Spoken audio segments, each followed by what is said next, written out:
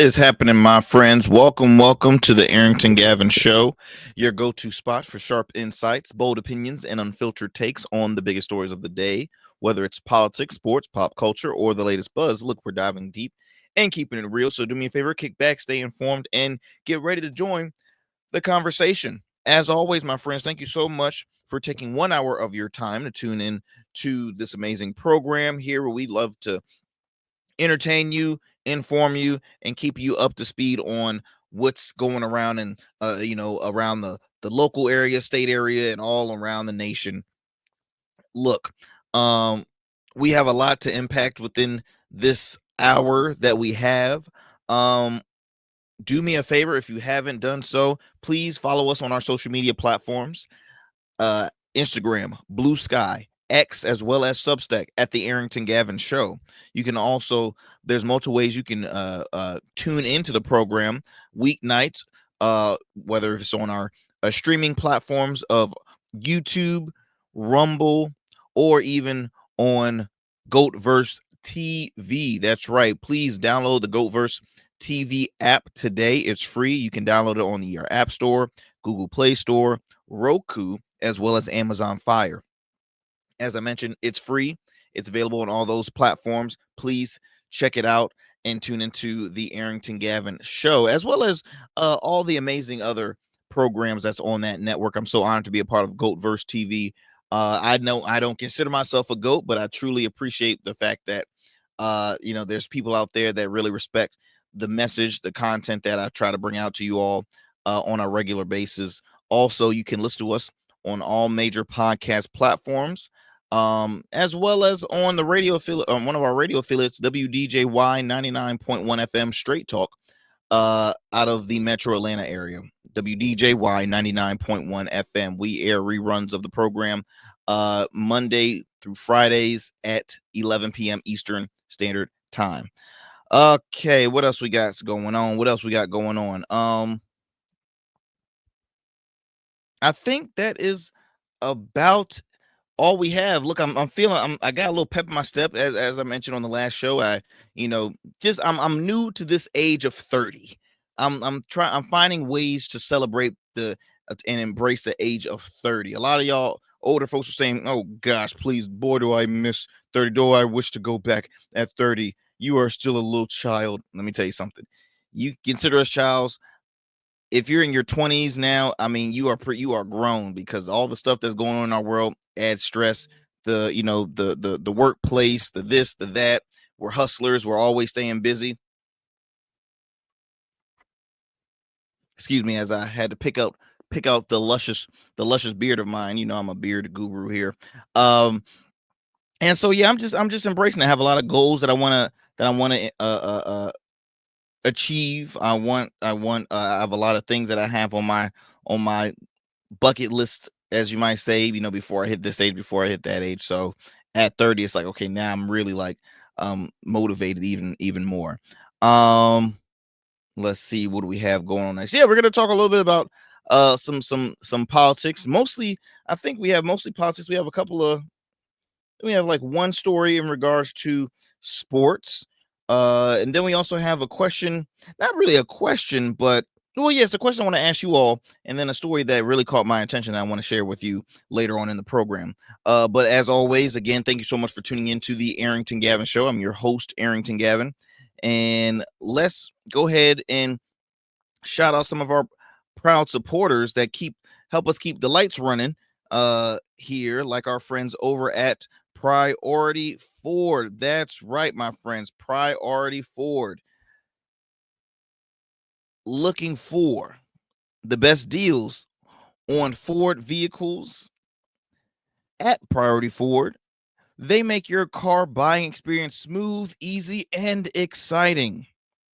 From powerful trucks like Ford F-150s to versatile SUVs like the Ford Explorer, they've got the perfect ride for your lifestyle. And at Priority for Life, you get complimentary oil changes, state inspections, and more for as long as you own your vehicle. Plus, they have financing options to fit every budget. So why wait? Go ahead and visit Priority Ford, located on Military Highway in Norfolk, Virginia, or you can go ahead and check them out online at priorityford.com. Your dream car is waiting. As I mentioned, my friends, Priority Ford is an amazing dealership. Shout out to Mr. James Church. He has taken care of me, and his team has also taken good care of me since joining the Ford family. And I have not had any complaints. I'm new to the whole American made vehicle, right? Because I came from a foreign car for the longest, which I still love and adore. But I love supporting local. I love supporting American made businesses as well. And so yeah, be sure to go grab yourself a Ford vehicle right now at Priority Ford. If you happen to not be in the Hampton Roads, Virginia area, no worries. You can shop online. Everybody does it. Go ahead and shop online at priorityford.com today. All right, my friends, we're going to take a quick commercial break. When we come back, we'll have our fun fact of the day, and then we're going to get it going with some of our topics. So don't go anywhere. You are tuning in to the Arrington Gavin Show.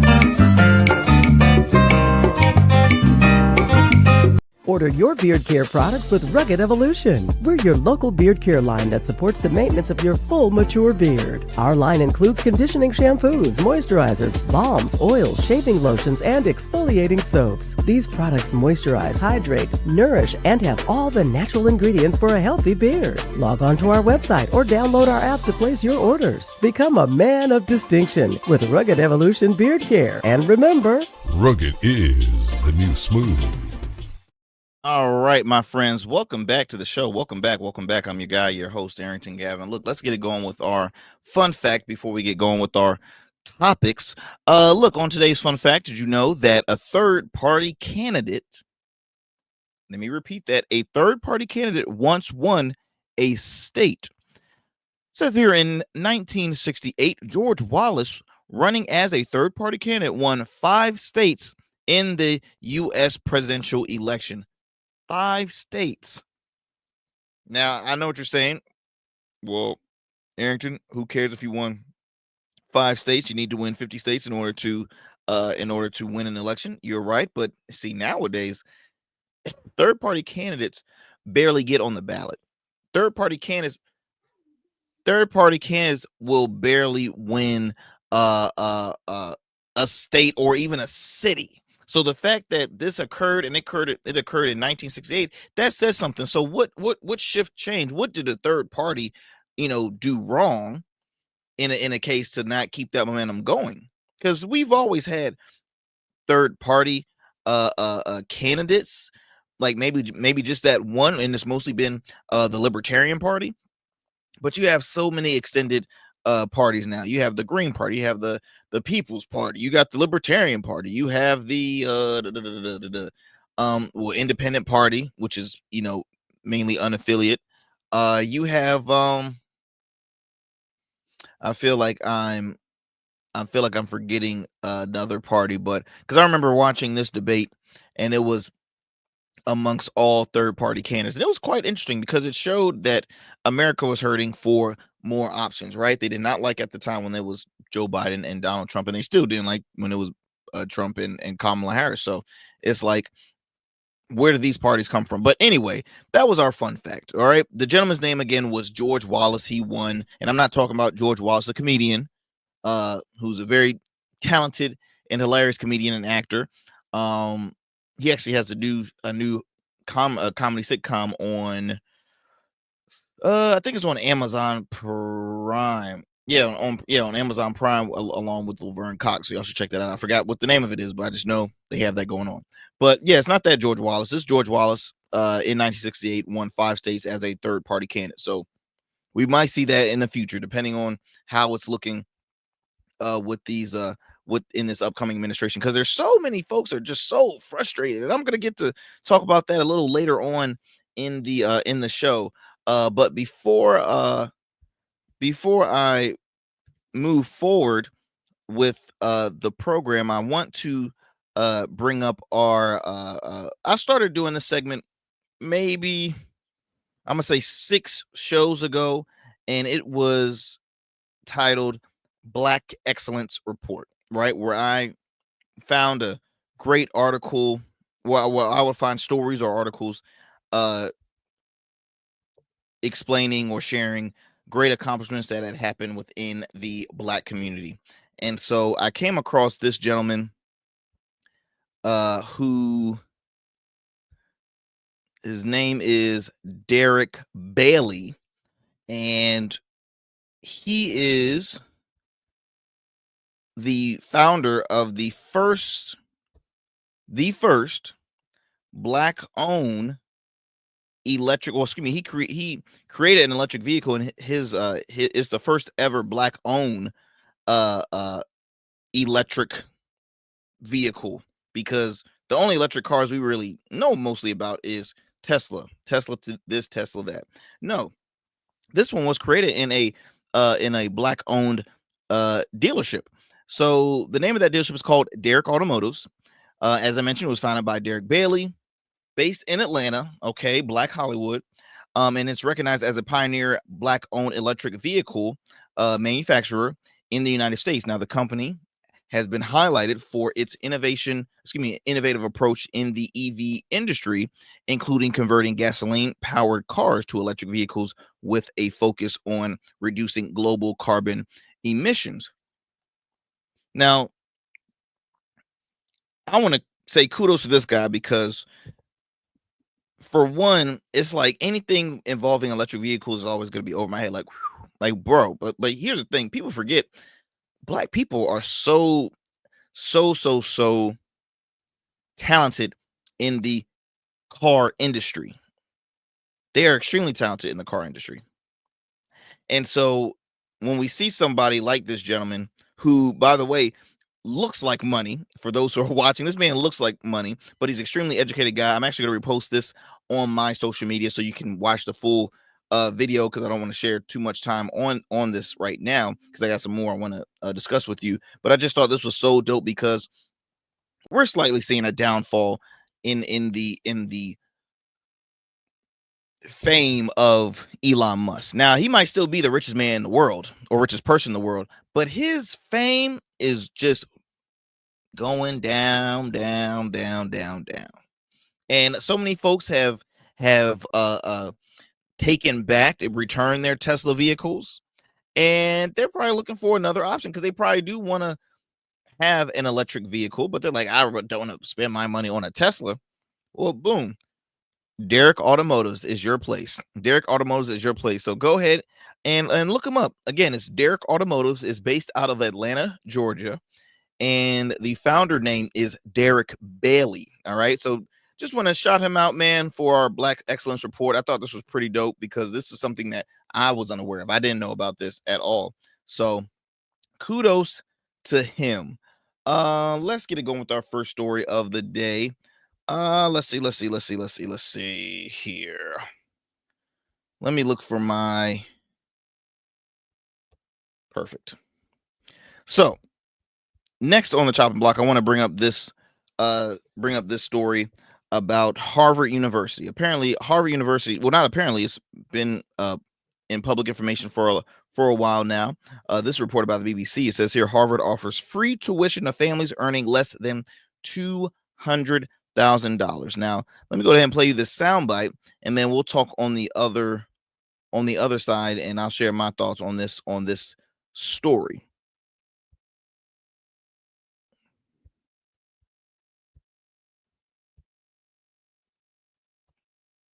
There we go. Hold on, just getting that soundbite ready for you guys.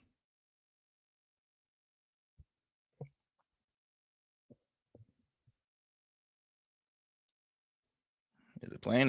Oh, there we go. Harvard will be free for families making $200,000 a year or less. It's the latest elite school to expand financial aid after the Supreme Court banned the use of racial preferences in college admissions.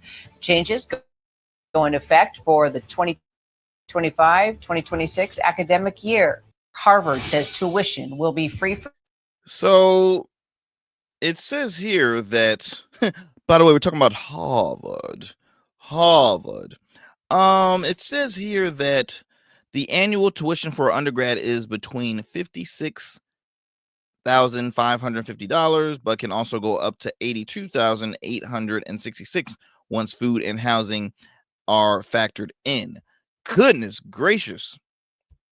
I did not, I assumed that it was expensive. I just was so like, it never really like dawned to say, oh, how much? Let me actually look what the average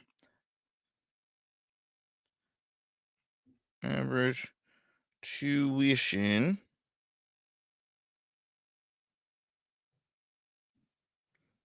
for Harvard. Let's see if they match equally.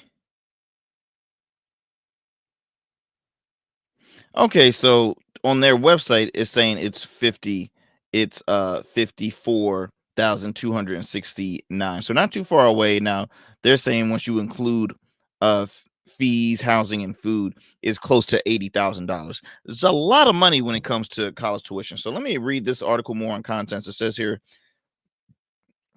so for families less than $100,000, Harvard will also cover expenses like housing and health insurance. The move is aimed to at making Harvard more affordable for middle class income families and its income, as the Trump administration targets university funding as a part of the crackdown on diversity, equity, and inclusion practices.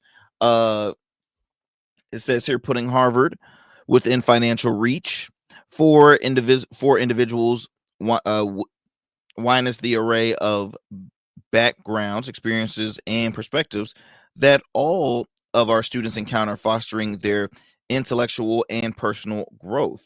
That was what their current president, Alan Garber, had mentioned. Because remember, they did have a previous president. I'm forgetting her name, but she had resigned for basically defending students that was on campus when they had the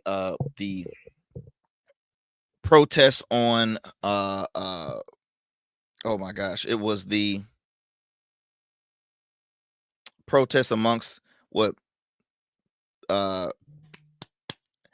I'm forgetting it. It was the which protest I'm talking about. They're still doing it right now. The Hamas protests and Palestine protests that they've been doing. So but I say all that to say that Harvard had always been more of a, I would say, a forward thinking school. For one, you get some of the most intellectual genius folks that come out of Harvard. Hell, the Obamas graduated from Harvard Law School. They're always known for their law programs. Professor or Dr. Cornel West was a professor at Harvard. He was like a professor at Harvard and Princeton at the same time, which tells you how smart the guy is. But when I read about this, I'm like, I think this is a good thing, but sometimes I feel as though that if you do it for one set of students, you should do it for all. Now that can be, again, you're probably saying, well, Arrington, for folks that, are you saying millionaires that kids go to their school, should they get a break, and should they, should they receive free tuition? I think all students should receive free tuition. In all honesty, if I had to be honest, I would love for all students. I know it'll be impossible, but I feel like all students should receive free tuition, because yes, college is an essential, but when you see now the competition between vocational route and going to higher education is saying, okay, which one is more beneficial? Vocational school. It's shorter. It gets you right into your field. It has you making more money than, say, the average college student is, regardless of status or which school you go to. Because guess what? When you graduate, you're swamped with so many student debts and whatnot. And so I personally think that just college in general should be inexpensive, or not just inexpensive, but should have free tuition for students. Um,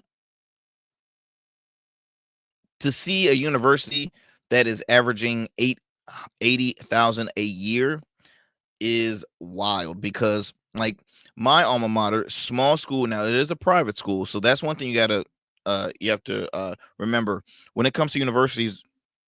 You have the private and you have like state funded universities, but still, even state funded universities are expensive, and it used to be cheaper, or used to be more affordable for folks who will say, oh yeah, I'm just going to go to the in-state university. Even the in-state is expensive now. So it's like, what what's going to be my place? What should I pursue school, or should I not? Should I start a business? Should I do this? Should I do that? And again, education is key. Education is key. The more you know, the more you grow. But all I'm saying is, y'all, some universities can be money grabbers. In my personal opinion, you have universities that will blow the head of a upcoming student, saying, "Oh, just do this financial aid route. Once you graduate, you'll be making money in no time, and you'll be quick to pay that off. This and that and the other." No, because when reality hits, and it takes them a year to find a job, it takes them 2 years to find a job, it takes them 3 years to find a job in their field, then all of a sudden they find a job that's not even near what their major is, and they're stuck in that position, and that is obviously probably a lower wage than what their actual goal was, and they're continuing to pay this off. And it's like, I was not thinking, because you're telling these students financial aid routes, where it's like, okay, do they pay, do they, are they paying taxes and certain bills? Like, are they living on their own currently? No, they're leaving their parents' home. They don't know when it comes to certain ways to, to manage their funds. And then, God forbid, they want to pursue higher education, and that just builds up that credit. So it's so much within this that I could say, okay, this is a good thing, this is a bad thing, but I just personally think that, for one, we should read a little more into this. Um, it says here this policy will begin in the 2025 to 2026 academic year. This will help make a Harvard college education possible for every admitted student. I get it. Ivy League schools say the move will allow roughly 86% of U.S. families to qualify for Harvard's financial aid. The median household income in the U.S. was 80,000 in 2023, according to the U.S. Census. A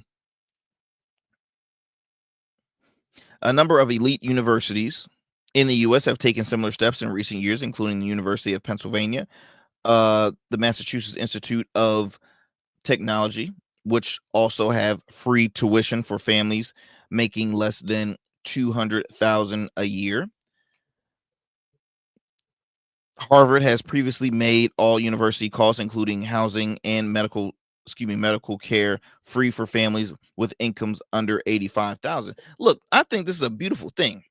Don't get me wrong. I'm not saying that this is bad. I'm saying it's good, but again, I'm that person where it's like, okay, be free and fair for all folks, regardless of, their, status. Make it reasonable for everybody. I'm all about equal opportunity for everybody. So that's my thing. I think this is great to hear, because they're talented and very smart individuals that come from, you know, households that don't make as much. And so it's like, hey, look, this is their opportunity to, take their family out of a hard, living situation, right? People always say, well, sports, isn't that what sports are for? No, no. You sit around and you will have majority of the most educated individuals in this area. They don't come from a silver spoon. They come from hardworking families that scrape. You hear me? So I think this is great news to hear. I will continue to follow up more with this and see if this will continue to spread for not just Ivy League schools, but just all schools in general, all private and public schools. But we will see. We will see. Let me digress from this story because I have a lot more show to discuss with you. Let's go ahead and move it on to some sports. That's right, my friends. Let's go ahead and move it on to some sports. So let me, if I can,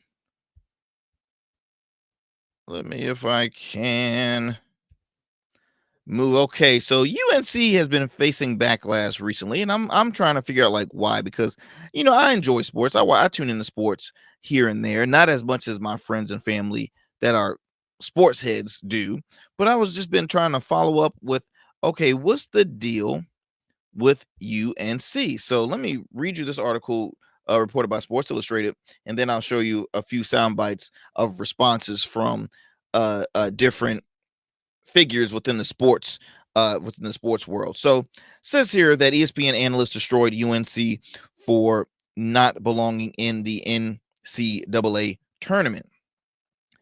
North Carolina Tar Heels were the last team to get into the 2025 men's NAACP NCAA tournament, and then they were the most talked about team on a recent evening, as many analysts and fans wondered why Hubert Davis's team would get an invite after a closer look at their resume revealed that they didn't much deserve it. North Carolina finished this season with 22 wins, 13 losses, but were 1-12 against quad one teams. Now, their last game was a loss to Duke University, who didn't have Cooper Flag in the ACC tournament semifinals. Other teams like Indiana and West Virginia seem to have better resumes, but they didn't make the cut. Now, ESPN's Sean Farnham didn't hold back on North Carolina's when he was asked for his thoughts on them making the tournament. I quote, that has to be a typo. North Carolina can't possibly be in the NCAA tournament field because they have ample opportunities to improve their resume. The fact that West Virginia is not with 6 quad one wins and North Carolina is with one, and if they thought so highly of the ACC, how is it an 18-win Louisville an 8 seed?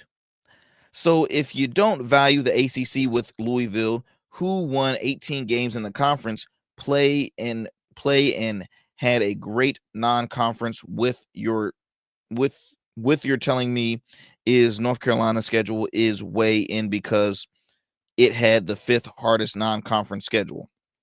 The problem is they only won one of those games that mattered. One, you hear me? One. That's not good enough. This is an example of why we don't need to expand the tournament, because this is a NCAA tournament team. To me, it's about being elite. This North Carolina team is not elite. Ouch. Ouch. Let's see here. Any more content? It says here that North Carolina will face San Diego State. Actually, I think they've already had played them. Won our first 4 games. So, I mean, I'm curious about this because, as you know, there are some shiestiness that occur within college sports, even in high school sports. But as he mentioned, okay, in order to really earn your spot to this conference, how about you play mostly conference teams? He said it was only one that mattered, and that was one that they won. There was only one game that they won that was really a conference team, but there's teams that won 18 games within the conference. Why are they not in it? So let me go ahead and play you this soundbite. This was John Fanta. He was recently on the Breakfast Fastball on FS1, Fox Sports 1, a morning program. And let me give you his take, share his take of what he had to say in regards to UNC getting involved or joining this tournament, because he also might have had similar thoughts, just like this analyst with ESPN.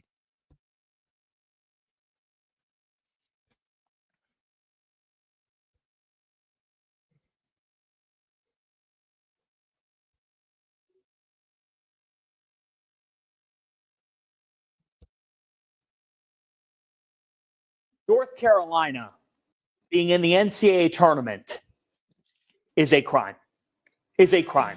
They had 2 wins over the field, one of which came over American. They had UCLA in a game that UCLA gave away. If you're going to hand a team that is 2-10 against teams in the field a bid to the NCAA tournament, what are we doing here? West Virginia did lose Tucker DeVries, their best player. But back in December. They were able to win at Kansas shorthanded. This team beat Iowa State in Morgantown. Yep. They own neutral site wins over Arizona and Gonzaga. That's right. Why don't the results matter? West Virginia should have been in. I would have put Indiana in over North Carolina because they at least beat Purdue. They went to East Lansing and beat a Michigan State team that's on the 2 line. The Tar Heels being in was flat out wrong. North Carolina being in the NCAA tournament is a crime. They had 2 wins. So you heard him. He's not a fan at all of the choice. Now, the way the tournament works, hold up, just getting my notes ready for this.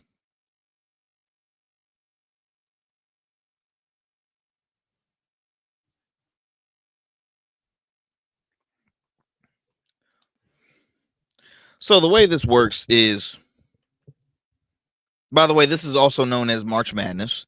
It's a single elimination basketball tournament that determines the national champion for Division I men's and women's college basketball. Now, the selection process and seeding. So there's 68 teams qualified. 32 teams earn automatic bids by winning their conference tournaments. All right, by winning their conference tournaments. 36 teams receive at-large bids chosen by the NCAA selection committee. So, like, for example,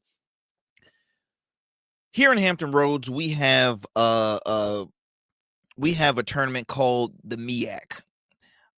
We have schools like Norfolk State University. Shout out to the Spartans. Behold the green and gold. We have you have North Carolina Central. You have Howard University. You have other schools that I am not remembering, but I believe there's I think there's 8 teams right now in the MEAC conference.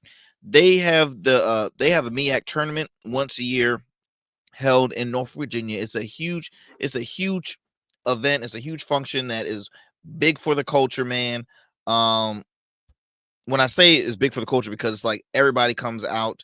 There's so many parties and events and functions, and it's just a great time. It's been happening in Norfolk for years, and it's one of them, profitable things for the city as well. So they have this tournament, and whoever wins that tournament earns their spot in the NCAA tournament, the granddaddy of them all, right? A chance to win a national title. Now, there's such thing as big D1 schools and small D1 schools. Now, I would say Norfolk State is considered, a small D1 school, and not really because of talent, but for one, the financial backing, you might get larger size players and more higher prospect players that will go to like the bigger schools compared to like a Norfolk State. But I feel as though all that will change very soon in HBCUs. You mark my words. But you have certain schools that will have their own small tournaments that will, make bids for them. So teams are ranked and placed into 4 regions, right? East, West, Midwest, and South, and seeded 1 to 16. Now the first 4, the tournament starts with a first 4 where 8 teams play 4 games to finalize the 64 team bracket. The main tournament rounds, you have a round of 64 teams compete in a single elimination. Then you have round of 32 where 32 winners advance. Then you have the Sweet 16 where obviously 16 teams remain, the Elite 8, the Final 4, and then obviously the national title, the national championship, and that's amongst women and men. So mainly what people are frustrated is, so they never accomplished a lot within their conference. There was a bid from the committee that said, I think UNC needs to be in there. And they're explaining, like, why are they in this? Doesn't make any sense whatsoever. 22 and 13.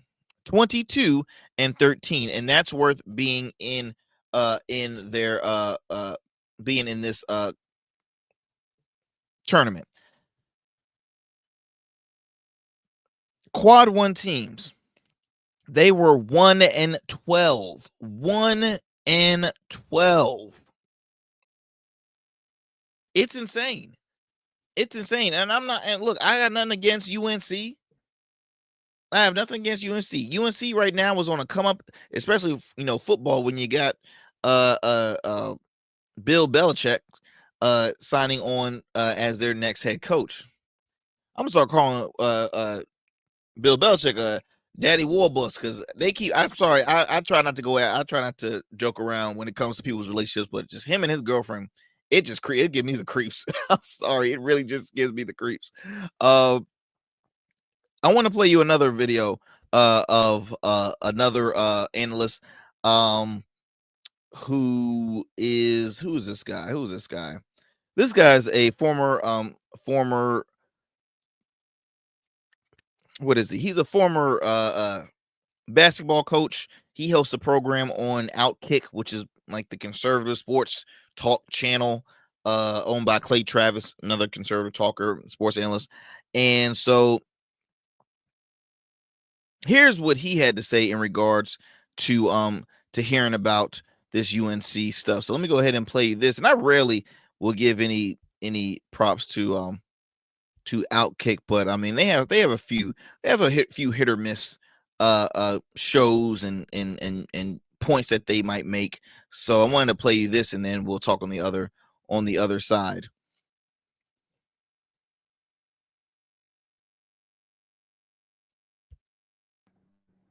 Okay, you can't make this stuff up. The chair of the NCAA men's basketball committee, which selects the teams for the NCAA men's basketball tournament, Bubba Cunningham, is the athletic director at North Carolina. He has in his contract that he's going to make 1 month's salary as a bonus if Carolina gets in the NCAA tournament.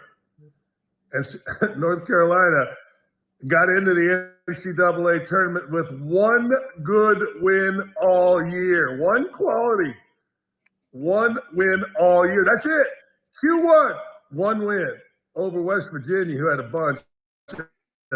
Home and on the road. Indiana had 4 or 5. I mean, let's be honest. Something doesn't smell right here. I have a solution. Get rid of all of these upstanding men of the NCAA men's selection committee and just give it to Vegas.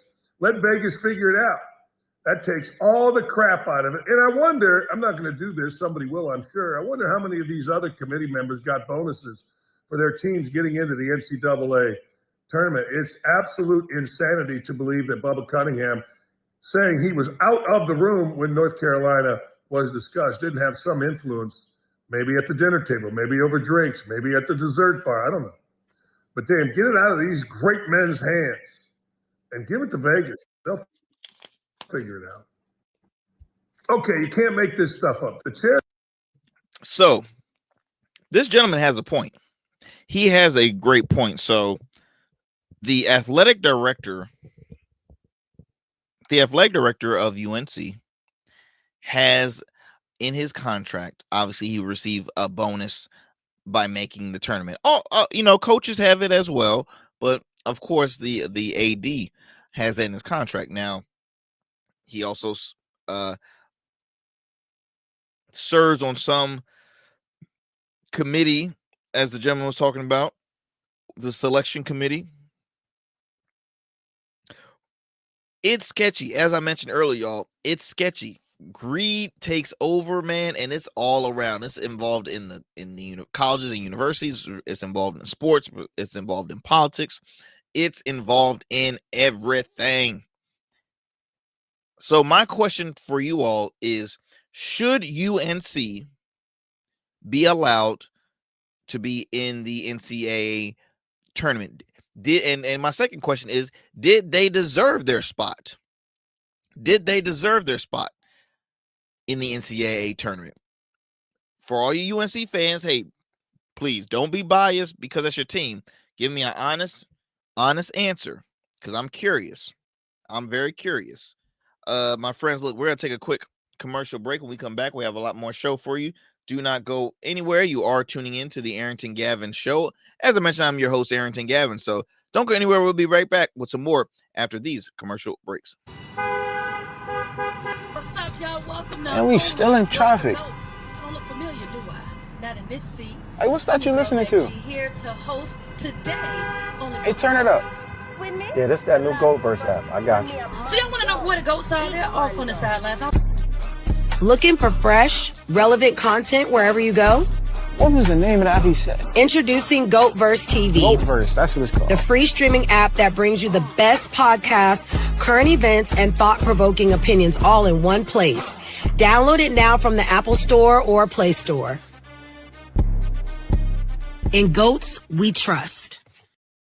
All right, my friends, that's right. In GOATs, we trust. As I mentioned earlier, be sure to follow GoatVerse TV. Be sure to download the app. It's free. Thank you so much. Do me a favor and download that app. You can download it through Roku, Amazon Fire, your app store, or Google Play Store. Next up on the chopping block, I thought this was an interesting conversation. So look, apparently married men are more likely to become obese than single men. I'm very curious on why is that? Why do you think men gain more when they're married and not when they're single? Now, I have a thought process, but let me go ahead and read you this article before I get further into this story. So, it says here that the men's obesity risk triples if they're married. New research finds no link found for women. Both men and women are at significant increased risk of being overweight if married, but when men are also 3.2 times more likely to become obese. Now, it says here that experts found the risk of being overweight increases for both sexes when married, but appears to be particularly acute for men. Now, the research will be presented in May at the European Congress on Obesity in Spain, and was carried out on couples in Poland. Now, researchers found both men and women tend to be heavier when married, with marriage increasing the risk of being overweight by 62% in men and 39% in women, compared with those who are unmarried. Now, married men were also 3.2 times more likely to be obese than unmarried men, while no such link of the same goes for women. As I mentioned earlier, the research suggests that this may be due to cultural differences in attitudes towards obesity in men and women. Let me stop right there and let me give you my personal take on this. Now, I share that because I've witnessed this firsthand in my own weight. When I was single, I was more focused on exercise, and my looks and appearances. I was more, it was a must that, okay, after I work, then I eat, but I made sure I had to go work out. I made sure I worked out, whether if it was later in the night or whether if it was early in the morning. I always made sure I worked out. I was heavy into lifting. I was big into lifting. I was, riding my bike. I was very, very health focused. Was I healthy really with my dieting? I would say I was I was the best, but I was decent. I mean, I'm not a guy that's gonna be eating fried food 24/7. But I exercised like a mug when I was single. Now, when the time comes that I became I was taken, and then I became a married man, that all changed. Now, I don't think it changed because it wasn't always schedule conflict, because I was, hey, when you're a hard worker, you know how to manage your time, but it can get overwhelming at times when you just focus on let me get my rest more than going to the gym. But it was also behind that mindset saying, well, I married the love of my life. She's gonna be with me forever. So why really care about exercising, right? Why really care? I can skip a few days because she loved me for me, this and that. She'll never leave me. And to me, I had to slap myself in the face, because that's nonsense talk. And I hope that folks that are listening, either if you're newlyweds or if you have that same mindset, y'all need to take that out, because to me it's disrespectful to your spouse to say, I'm just gonna give up on exercising because, hey, they gonna love me for me regardless, and that's all that matters. No, you always want to keep it sexy for your spouse. You always want to keep that. If you, like, for me, appearance is everything. And so I want to, for one, it's important to look good for me, but I want to make sure that I'm not trying to take years off my life because I'm like, I don't need to. No, I need to make sure that every day I'm looking good, for my wife. I want to make sure that I'm always looking in great shape, or in this and any other. I should not get lazy because I'm like, well, I don't, I don't found. That's like, okay, that's like this. Let me break it down. That's like saying, okay, I now got hired from this job. I can get lazy and never try to work better and to achieve a higher status within this job position because I can just stay with this job. No, because when you get lazy, sometimes they will find somebody else. And I'm not saying, but sometimes that can lead to relationships. I hate to say, there's folks that will say, okay, look, I remember this, my spouse, when they were this and that, and they got lazy, and they, didn't take care of themselves because they just said, well, I'm so good. And then they just gave up. But then guess what? That's when the temptation will hit in, and then they will start having their eyes set for some other folks. And that can hurt relationships right there. That's one instance. Then you have folks that will just constantly criticize one of the other's appearance, right? Then you will even throw in lack of communication. How many times have your spouse or have you told them, or if they told you, I don't know if you should wear, I don't know. I mean, you stuff like that occurs, y'all. So again, I'm saying all this to give my take on why men, because this is men only, I'm talking to y'all. Why do married men, why are they 3 times more likely to be obese than single men? Okay, like, why, fellas, y'all need to stop getting lazy, stop being lazy. Make sure y'all have to stay active and keep it right and tight for your ladies 24/7. Y'all, that whole when your wife has an event or function, if you want to go out, take them out. Don't just rely on the counter. I just want to stay home and eat food and this and that and the other. I'm good, because all you're gonna do is you gonna depress yourself, and trust and believe it will show in y'all clothes and y'all sizes. Let me continue on this article, y'all. It says here that the study also found that getting older increases the risk of being overweight, obese for both sexes. Now that's very true, because look, I'm 30. I'm still very young. My wife is 28.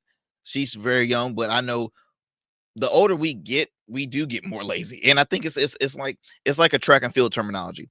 When you are on that, when you each curve you pass, it's like hitting a wall. And when you hit that wall, man, sometimes either you can keep on running and keep that form going, or you start lowering it down and then you lose momentum. You cannot give up on that momentum, y'all. You have to keep it moving. Keep it moving. Says here that Dr. Ooh, I'm gonna try to pronounce this lady's name right, but I will F it up big time. Dr. Alicia Chicha Mikolaskevich from Poland's National Institute of Cardiology in Warsaw led the study. Data was taken for 2,405 people from the Multi-Central National Population Health Examination Survey.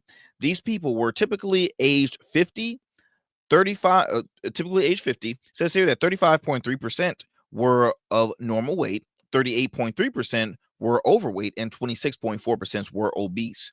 They were asked about their knowledge of health, whether they experienced any depression, and if they had much social support, such as how frequently they had contact with family, friends, and relatives. About 55% of the group had an adequate health literacy, the capacity to obtain, process, and understand basic health information and services needed to make appropriate health decisions. Look, y'all, people are smart when it comes to how to take care of themselves. They just think that, like, it can all not everybody doesn't know everything, right? It's not always okay. If I just eat lettuce, then I'm good. If I just eat this, I'm good. No, it's all about balanced meals, but it's all about keeping that movement, going on walks, working out for at least 30 minutes at the minimum a day. You have to stay active, because I'm telling you, y'all, when you get lazy, it is a mother effort to try and recoup. And I mean, I myself am trying to get back into this thing. You know, I have a trainer. I'm trying to keep up with my wife, because she's very much more active than I am. But it's about keeping that momentum going. I don't want to have to say, well, let me wait until I turn 60 and then I'll start working out again, after diabetes and all this stuff already done kicked in. I mean, no, you have to do it now and keep it moving. That's why I always commend when I see people that are in their 80s and 70s and 90s still working out. Still, it might be slow, it might be short, they might be lifting a penny, but they're still moving their joints. They're still staying active. They're hype. I love hearing stories where it's like, okay, this person died at 105 or 110, and I'm like, whoa, like, we got to keep that momentum. I just saw a video not too long ago of a 79-year-old woman who finished running her first ever marathon. I'm like, those are great goals to set out. So I say all that, y'all. Men, do not get lazy. Get active now. It's a great date to take your wife to, go to the gym and then maybe go on a nice, somewhere nice afterwards. I mean, just the more you take good care of your body, the more you can reward your body on a cheap meal. Think about it. The more you reward your body, the more you take good care of your body, you can also then reward your body with a cheap meal. I'm not saying every day, but I'm just saying I know people that are in the best shapes of their life, trainers that will eat bad food from time to time, but they stay active. You cannot take good care of your temple and then put crap in your temple. No, that ain't gonna work. You got to have that balance. You have to have that balance. So, final comment on this story, y'all, which I'm surprised they don't have it for women, but they just have it for men. But I think hold on, I think there's a little more I want to read. Let's see here. Each year, increased age increased the risk of being overweight by 3% for men and 4% for women, and the risk of obesity by 4% in men and 6% in women. Okay. In women, having inadequate health literacy increased the risk of obesity by 43%, while reporting at least borderline depression doubled the risk of obesity. This was not found in men. Now, age, and I'm reading a quote here. It says, age and marital status have undeniable impact on living with overweight and obesity in adulthood, regardless of sex. In turn, inadequate health literacy and having a least borderline depression were associated with obesity in women. This is interesting. I want to continue to have more conversations, y'all, when it comes to health. I don't know if you've ever watched that show, 600-Pound Life. It's disgusting, but it's sad at the same time, because there's folks that literally will have a moment like this and they just don't stop until they finally hit their mark at 600 pounds, 700 pounds, 800 pounds. I mean, it'll be young people. It's not even old people. It'll be young people. It is a must that we take care of ourselves, y'all. We cannot think that, oh, we're gonna be fine. I can, my relative lived for this age, eating whatever they wanted, whenever they wanted. No, that's not gonna be for us. We got to eat the right foods. We got to take care of our body. We got to make sure we give our body proper rest. We got to take good vacations. You got to take care of your health mentally as well. And so we want to just keep that momentum going. So that is my time, y'all. I had some more stories that I wanted to share with you, but we will continue this on another time. But as always, thank you so much for staying with us here at the Arrington Gavin Show. Be sure to spread the word with a friend. Share all the great work that we're doing here on the program. Also, follow us on social media if you haven't. I don't know how long how many times I'm going to continue to repeat it on this program, but continue to follow us on social media if you haven't. Subscribe to our YouTube channel. Do so right now. If you are more into Rumble, you can follow us from there. Give us 5 stars if you listen to our podcast, and also to download the GOATverse TV app. I'm so thrilled to be a part of this amazing network, this growing network, by the way. And so we have the capabilities of reaching over 1 million households. So please continue to support, spread the word, hoping to get this program on more radio affiliation. We want to keep on growing the message. We want to keep on growing great conversations, great civil dialogue. Again, regardless of what side you're on politically or whatever. We thrive on great conversations here on this show. So as I mentioned before, continue to support, continue to follow us on social media, continue to tune in Monday through Fridays, weeknights, available on all those platforms that I mentioned earlier. You can also check out reruns of our program on our radio affiliate, WDJY 99.1 FM, Monday through Fridays at 11 p.m. Eastern Standard Time, as well as online with them at WDJYFM.com. Peace and blessings, y'all. Y'all take care. Stay blessed out there. Stay safe. Do your research. Do your own homework when it comes to certain things. And fellas, I'm not going to say no more. Take care of yourselves. Work out. Don't get lazy because you thinking, okay, now you married, you don't have to work out. Nope. That the work is even harder. So y'all got to make sure that y'all keep that momentum going and stay active. So until next time, my friends, peace and blessings. I will see y'all next time for another great episode of the Arrington Gavin Show. I'm out.